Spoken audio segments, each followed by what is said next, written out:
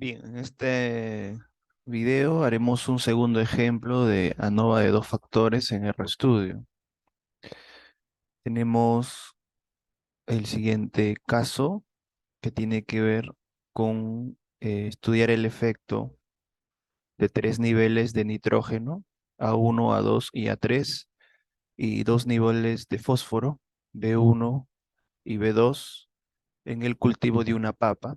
Se realizó un experimento con arreglo factorial conducido en diseño completamente al azar con 4 repeticiones. Los resultados obtenidos en kilogramos por parcela son los siguientes. Bien, entonces los archivos aquí se han encontrado registrados en el archivo papa2.txt. Entonces, la primera columna, que es el primer factor, está asociado a los niveles de nitrógeno.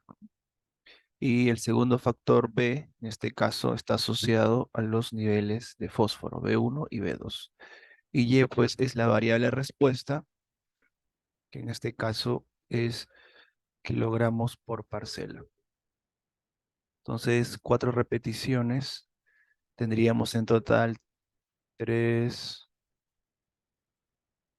bueno, 3 niveles del factor A, 2 niveles del factor B y 4 repeticiones, lo que hace un total de 24 registros o 24 observaciones, ¿no? Y ahí están.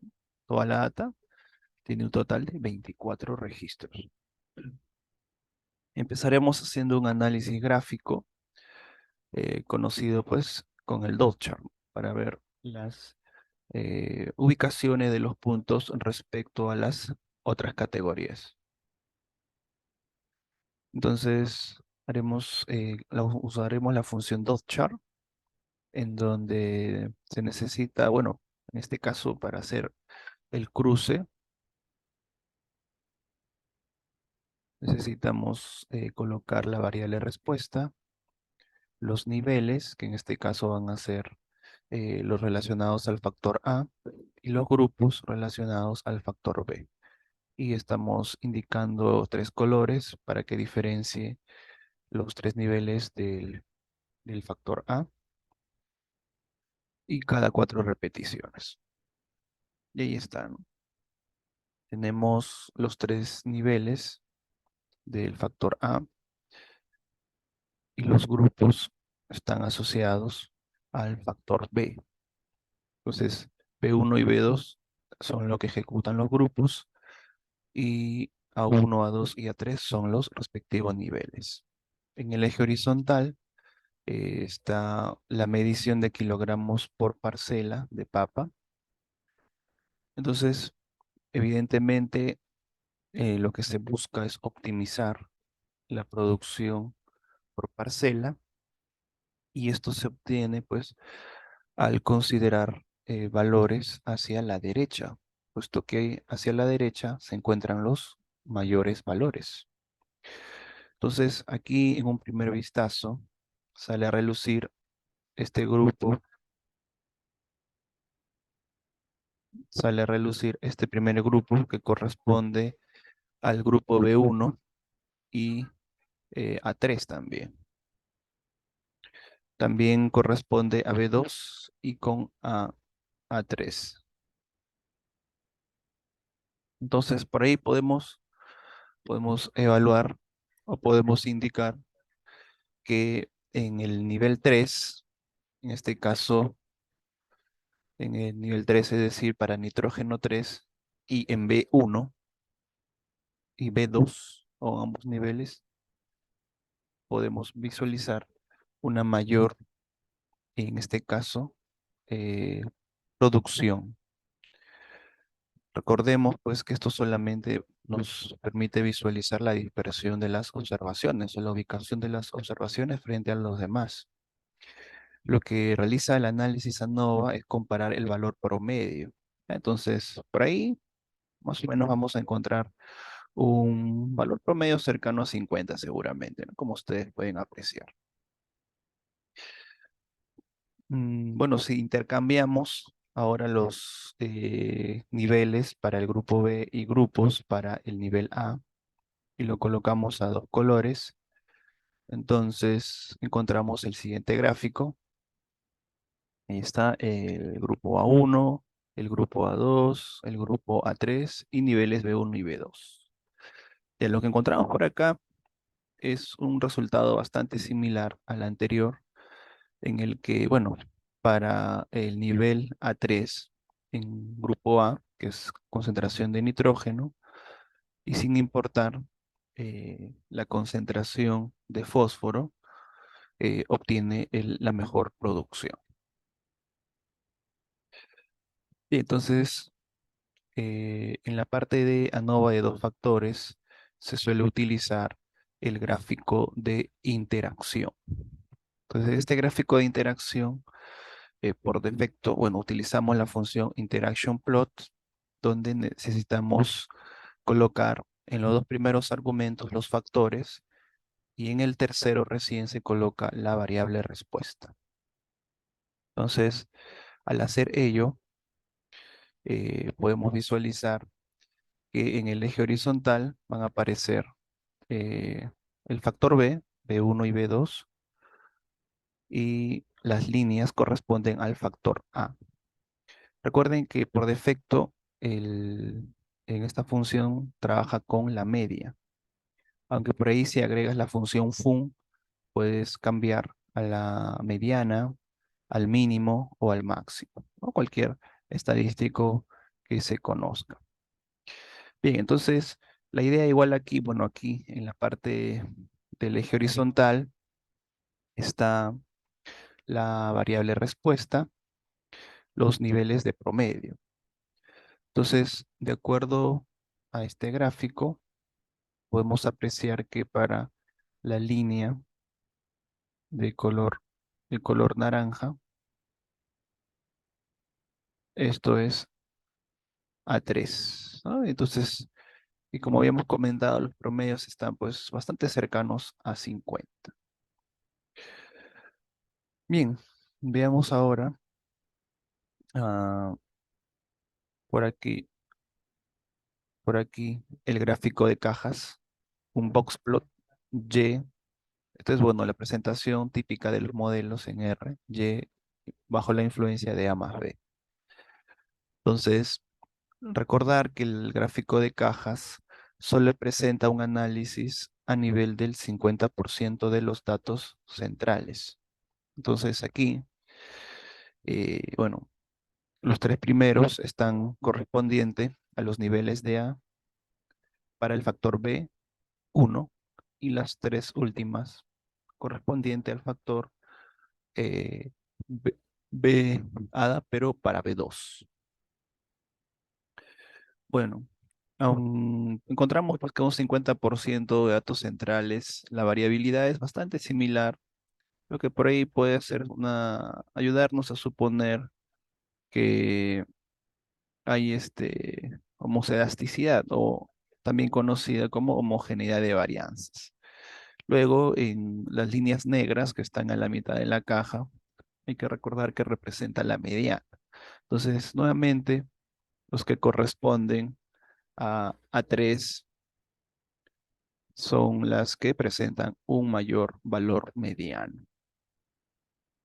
Muy bien, entonces, en este análisis gráfico, análisis bastante previo, podemos ya por ahí tener alguna interacción como candidato para, en este caso, obtener los mejores resultados de producción por parcela. Bueno, algunos gráficos con la ayuda de la librería ggplot.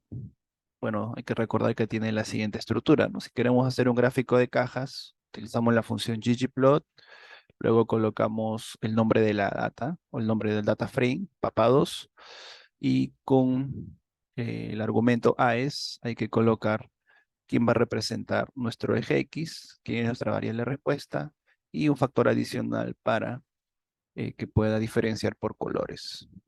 Y luego hay que utilizar pues la función geom guión abajo boxplot. Entonces aparece este gráfico. Bueno, aquí está comparando los niveles de A. respecto a los niveles de B, ¿no?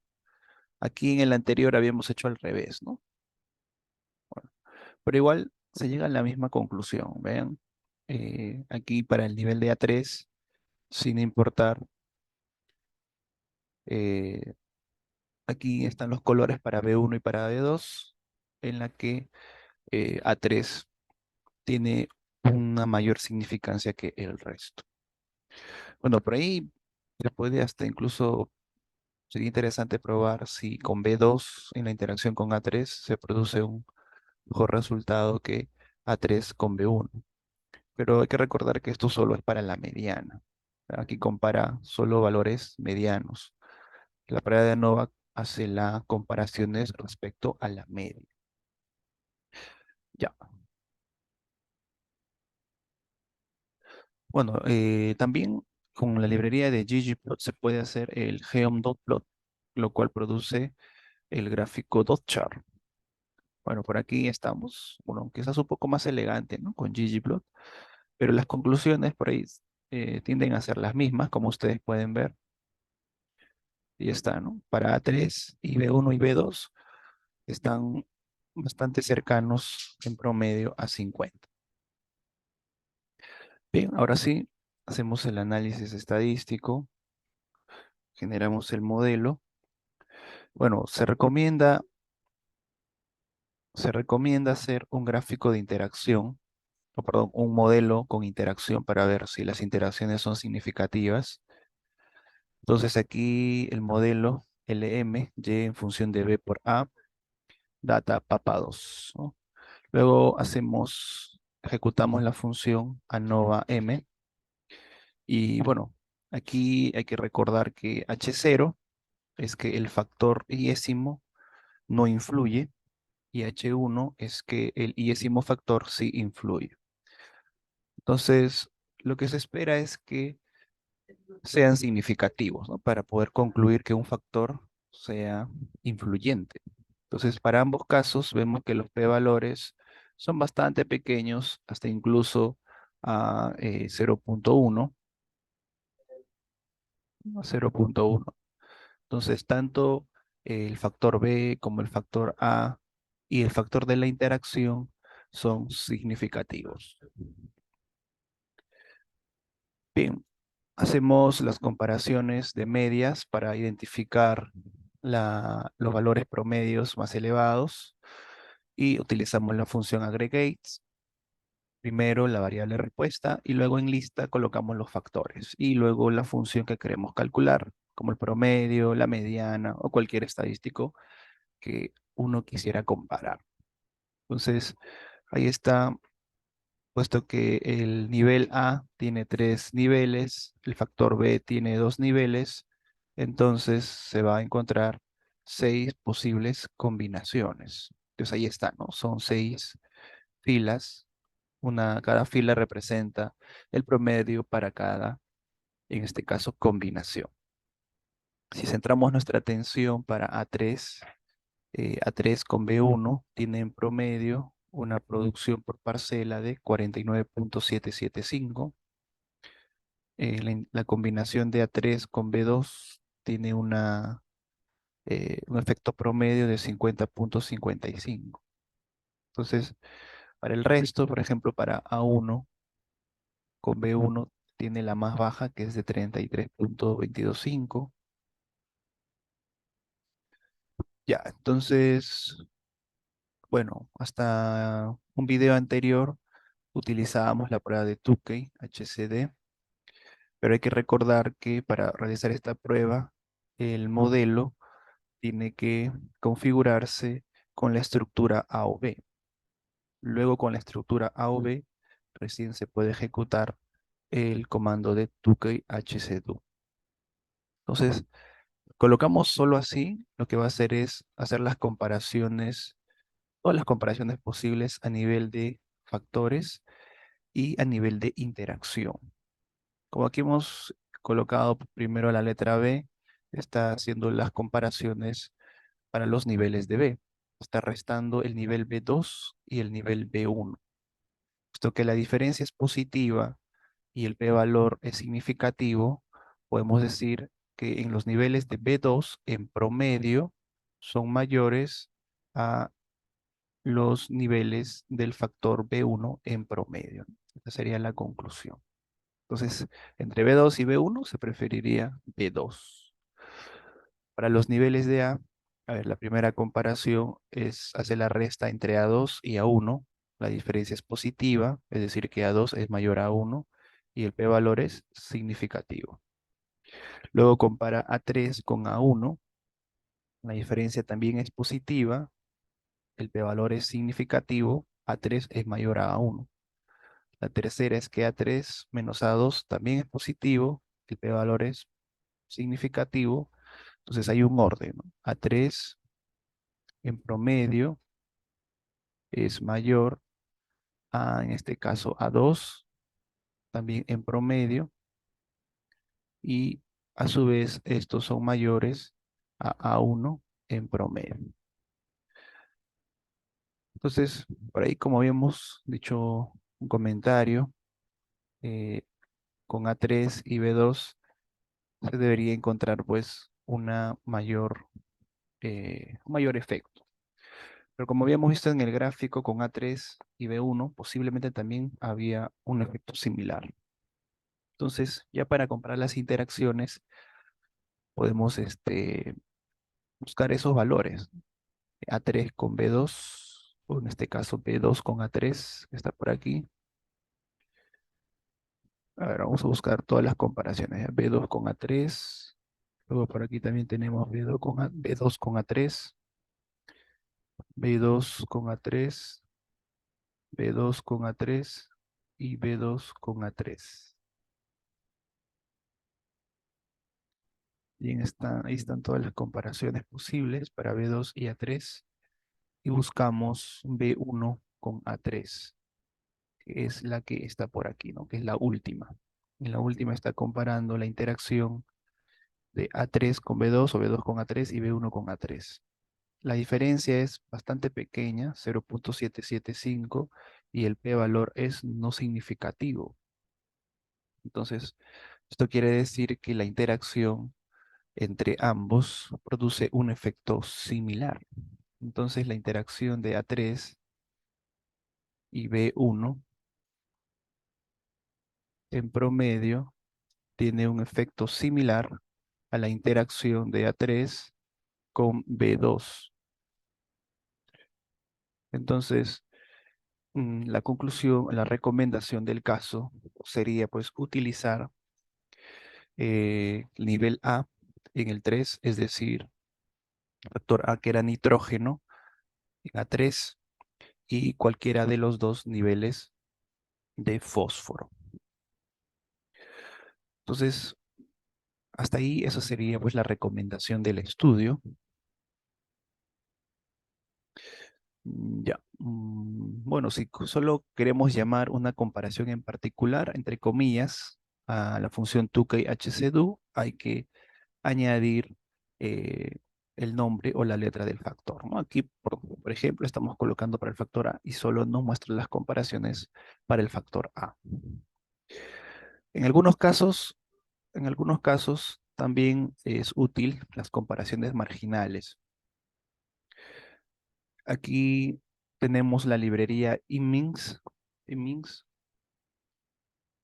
Entonces, aquí estamos almacenando en un objeto llamado com las comparaciones marginales, ¿no? En este caso, PyRWiz de A por B. Entonces, la salida es bastante parecida a la de 2KHCDO.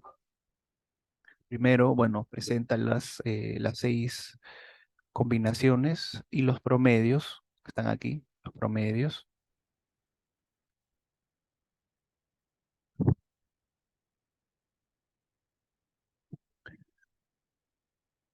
Y luego hace los contrastes de interacción. Ahí está.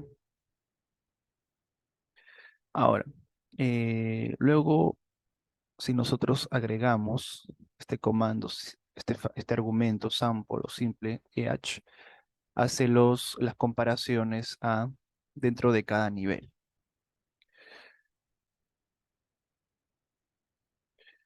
Y luego hace las comparaciones marginales. Aquí, como pueden ver, a nivel de B hace las comparaciones, no, aquí a nivel de A1 hace las comparaciones para B. O sea, compara a nivel de A1, en A1 quién es mayor, B1 o B2. La diferencia es negativa, eso quiere decir que B2 es mayor que B1 y el p-valor es significativo, ¿no? Entonces, aquí diremos que A1, B1 es menor que A1 que B2 en promedio, ¿no? Entonces, dentro de A1, si solamente tuviéramos el recurso para adquirir A1, lo que se recomienda es A1 con B2.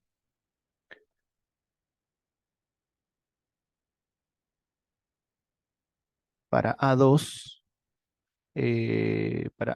la diferencia también es negativa, el p-valor es significativo. Entonces aquí A1 con B, perdón, aquí es A2, ¿no? A2 con B1 es menor con A2 y B2, ¿no? En promedio.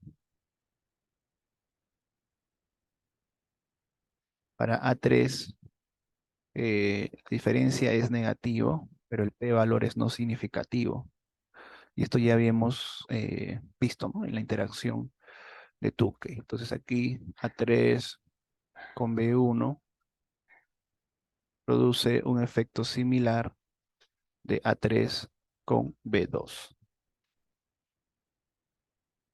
Entonces, a nivel de factores A, se hace esa comparación. Aquí en la parte de arriba lo hacía pues para a nivel de B, ¿no? Comparaba los factores de A3. Verificación de supuestos.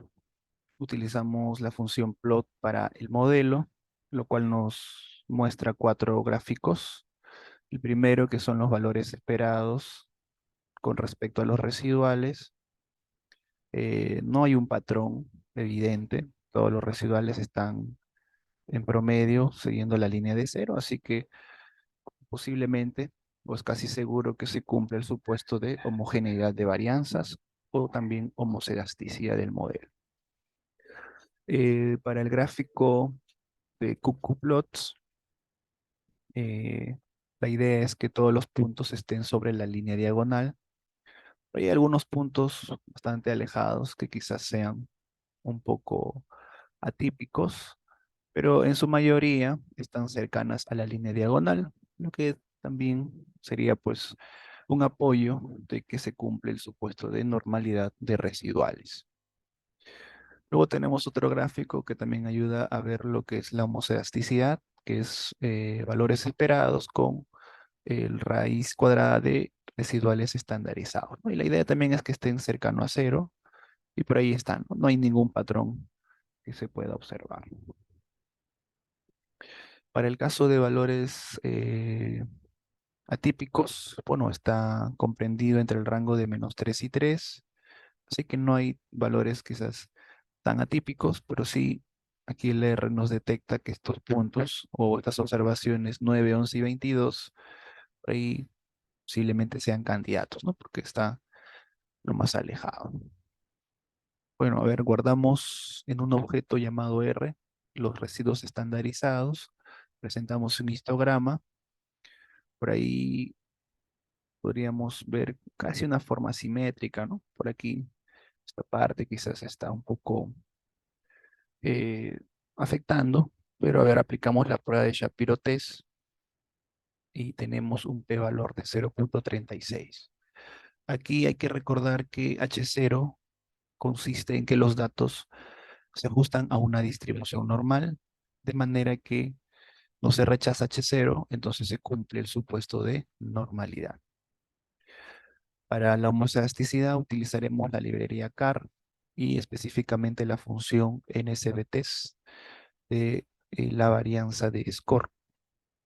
En este caso, el H0 es que existe homocedasticidad o también conocido como homogeneidad de varianzas. Entonces, el p-valor también resulta no significativo, así que se cumple el supuesto también. Por último, tenemos la prueba de Turing-Watson para poder probar que los residuales no estén autocorrelacionados. Y aquí, bueno, el mismo R le presenta la hipótesis alterna, ¿no? Que la correlación es diferente de cero, o sea que sí existe correlación. Entonces, H de cero sería que no existe correlación. Puesto que el p-valor es 0,85, concluimos que no existe correlación. Entonces, también se cumple el supuesto de independencia. Bien, muchas gracias por su asistencia. En un próximo tutorial estaremos aplicando qué alternativas podemos usar cuando no se cumplen estos supuestos.